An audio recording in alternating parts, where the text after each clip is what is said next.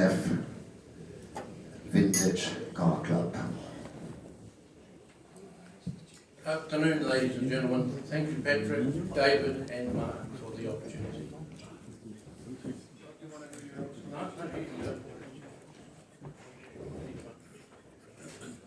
I thought I'd put a bit about New Zealand on there you can digest that while I talk about the fact that we have 36 branches in New Zealand with approximately 6,500 members.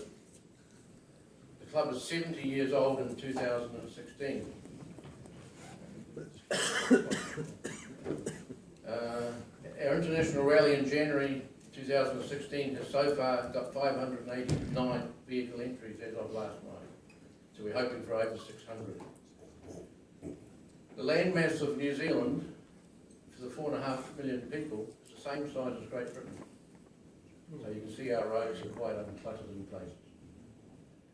Our New Zealand vehicle ID card system has now reached 10,000 cards. It's a domestic card system which now has over 50% of our vehicle fleet with ID cards. One of my responsibilities is to negotiate the government. Doesn't work anymore.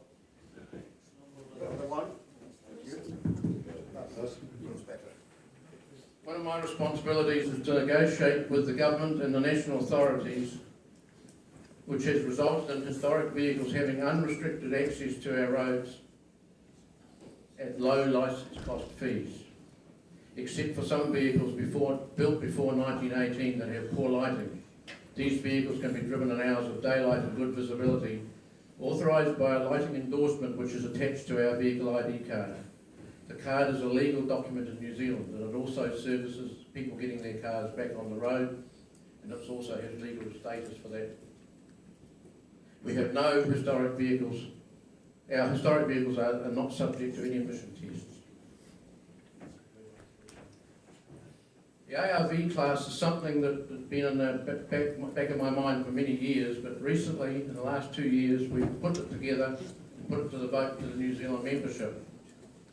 We received an 87% vote for this class. So an ARV class is a motor vehicle constructed to the exact specification of an original factory production vehicle to be known as authentic reproduction vehicle. We believe that these vehicles have a place within the world's historic fleet car clubs. But some vehicles need to be clearly identified that they are an exact authentic reproduction and not an original vehicle produced at an earlier date or an inaccurate copy of an original vehicle. Sir Tom Wheatcroft built that car in 1999. It's a complete authentic reproduction. Up until 10 years ago, we could not use that car in New Zealand. It was imported into New Zealand to use. But now, with the progress that I have made with the authorities, that car can now be used in New Zealand at any time, day and night. So our progress has been quite significant over the last 10 years with our authorities. The RV class needs to be considered as two distinct parts. These have been linked together in New Zealand. The first part is the separation of these vehicles from the original vehicles in the world. This separation, if agreed to throughout the world, would in our view determine that these vehicles create their own world marketplace that will attract prices close to build prices as it would be possible with funding to produce another vehicle for similar costs. The original vehicle market will be left intact and will not ever be diluted by suspect vehicles being added from time to time. What is vitally important is that we need to document these vehicles so accurately that they can never become designated as an original vehicle in the future. We envision this documentation process will involve a thorough inspection by members of the mark clubs that represent a particular vehicle, an independent inspection, and any other qualified specialist experts that will be called on from time to time. This inspection is essential and must be completed in detail before any application is considered for acceptance and on-road use. That is a 1932 copy of an Alfa Romeo Monza. There are 2 more of these cars being built in New Zealand. They are 100% copies, and they are authentic. As inspected by Vintage Car Club of New Zealand in 2011, We determined that the chassis number is the restorer's job number and it's stamped on all the components that were used in that car. It's the same car. While I was in Modena last year, after the Budapest General Assembly, we found that car in the museum. You'll see that they describe the vehicle as an identical reproduction of the car which has since been lost. So the cars are amongst us, they're all around the world, they've been made for years. We have some countries have many problems with accumulated history, but that's been identified by the Ferrari Museum, no doubt, as an identical reproduction car. The recreation of an MGR type was recently completed in England. Builder writes, my own feeling is that each car should stand on its own merit, and if people in the past had been a little keener on the truth and less inclined to deceive others, we would not be in a situation we are in today with just about every K-type saloon destroyed in the interest of fooling somebody into believing that they have a genuine MG K3. It's quite widely spoken that there are 33 original K3 MGs made and 100 have survived. Worldwide sets of rules and standards will need to be developed.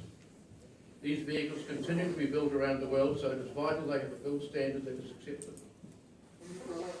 If these new vehicles are separated correctly into a recognised authentic reproduction vehicle class, this will ensure the existing original vehicle's market pricing remains intact. But as I stated before, it also creates a new marketplace for the authentic reproduction vehicle that will then create their own world market and pricing.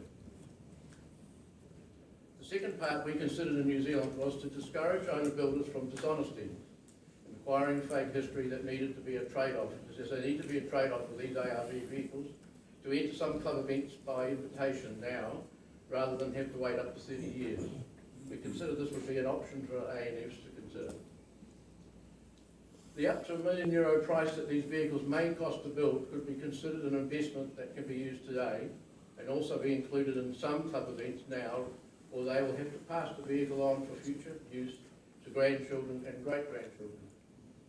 The proposal from the New Zealand Vintage Car Club is that the FIVA adopt the principle of the authentic reproduction vehicle, develop an inspection regime, the FIVA issue identity cards or documents to all ARVs worldwide, FIVA to maintain a database with a unique sequential numbering system, for example, ARV 0001, 0002. ANF member countries may have their own recording system parallel to FIFA. FIFA make available the up-to-date list regularly to the world ANF countries. Develop a system to identify vehicles and provide an example, an ID tag, electronic tag, or unique 17-digit VIN number, etc. on the vehicle and a certificate for ARV. These vehicles are amongst us now, with more being built. They will not go away if rejected. Usually they come back years later with more acquired dubious history, in an attempt to convince authorities of their supposed originality. FIVA is the World Historic Vehicle Authority, so it needs to protect the original vehicle fleet from dilution by ARVs being incorrectly included. Yesterday, our President talked about the 3 Ps. One of those was protection. We see that future owners of these vehicles need protection from those that are dubiously added history. And we also need to protect the original fleet of vehicles, so that the original fleet that doesn't have added vehicles over the years.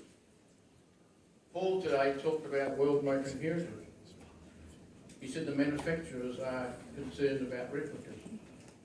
Is this not the proposal or the solution for FIVA to get involved with the manufacturers to show a way that we are separating these vehicles from the fleet that the manufacturers are now concerned about? Thank you for your time.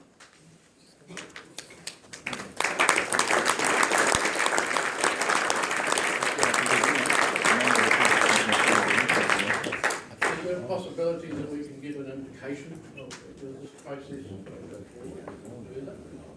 Yes, you can get an information that this important subject which is creating headaches all over the world, ce sujet important qui pose des problèmes à la plupart des pays du monde, je me tourne vers la France en particulier avec la question des répliques, will be indeed given to the technical commission to analyze and see indeed what FIVA answer can be. It is a complex subject, but I think I can say we approve on the analysis you made.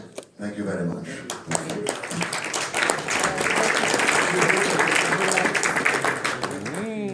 Je dis en substance que ça concerne parfaitement la FIVA et que la commission technique va approfondir cette question, prendre une position sur ce sujet complexe et vos contributions sont les bienvenues. We are now moving to... Excuse me.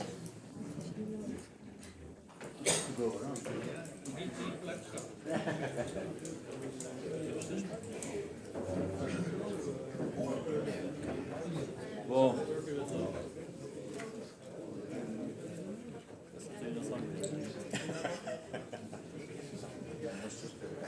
A very nice present from the Turkish Federation. All of you will be having at least one Turkish delight. They are circulating. Thank you very much.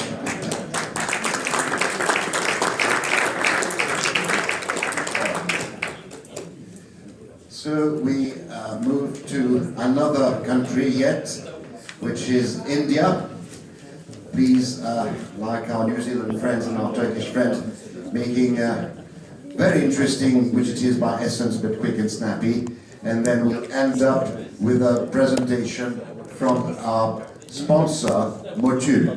And no, just, oh, excuse me. No. Yeah. So first, I think first India, excuse me, and then Motul. Motul is a sponsor of ours. India is a member with us. I mean, at least the Kanamata club represented by